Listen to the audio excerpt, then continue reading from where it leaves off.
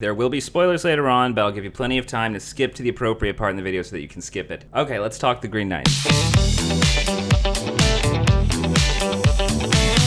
The story follows Gawain, who is King Arthur's nephew. Very reckless guy who is very eager to become a knight. This massive green mystical figure comes riding in on a horse and challenges a game, saying whoever there has the nerve to strike a blow to him, in 1 year he will return the favor. And you can see Gawain is not thinking through this at all. He just goes and takes off the guy's head. The Green Knight gets up, picks up his head, laughs as he rides away. And so we skip to almost about a year later. Gawain is still getting drunk in bars. Gawain realizes, if I'm gonna be any kind of a man, I've gotta actually own up to the thing that I threw myself into, and so he rides off, and he faces several characters that test him in very, very different ways. They stretch him, and we get to see what he's really made of, and it gets a lot more suspenseful as it goes along because we see that he isn't really made of all that much. The Green Knight is based on a poem from the 1400s. For me, in the comments, put what your interpretation of what is going on in the movie is. Everything happening on the screen was pointing to this story centering around honor. What the Green Knight brings, and they talk about it some, the world of man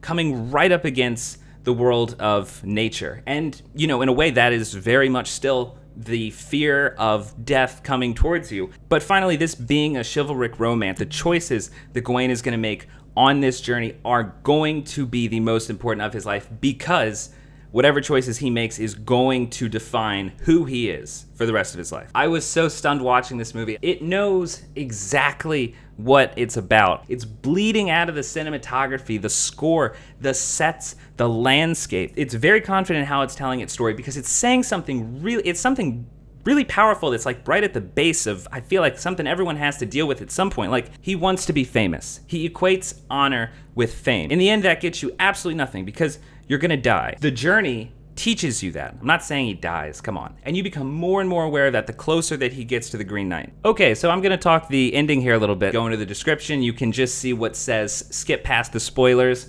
and it'll just take you right after this part.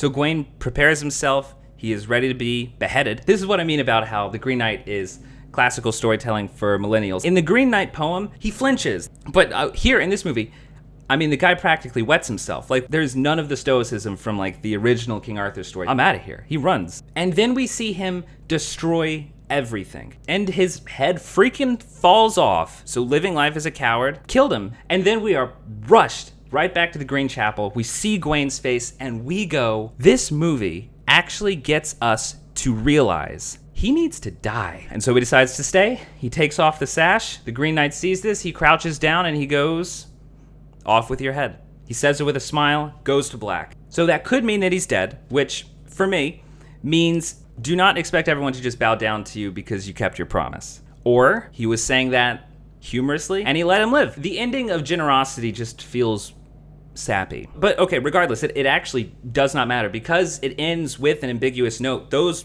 both are the endings, and both of them speak to different things. So I'm sitting there, I am smiling my ass off, and then we get that post-credit scene, and there's Gawain's daughter playing with the king's crown. So there you go, the Green Knight let him live. And they went with the sappy ending. The phrase came to mind, you either die a hero or you live long enough to see yourself become the villain. And we're talking about a mythical story. And ending it there with that ambiguous line of off with your head, it does. It gives it a dash of possible generosity. That makes it more human. The theme of the movie is like a block of concrete. Yes, he has to die. He has to die for his own good. But this whole movie is about keeping your word, but standing by it with total courage. It's saying that is such an important thing that even if a knight was to follow that rule, he would follow it to his death. But then you see this and they let him live and okay, that's fine, but it puts a huge pillow around the block of concrete. Who is this movie for? Look, if you know and enjoy King Arthur stories, then you are definitely the type that gets a lot of symbolism,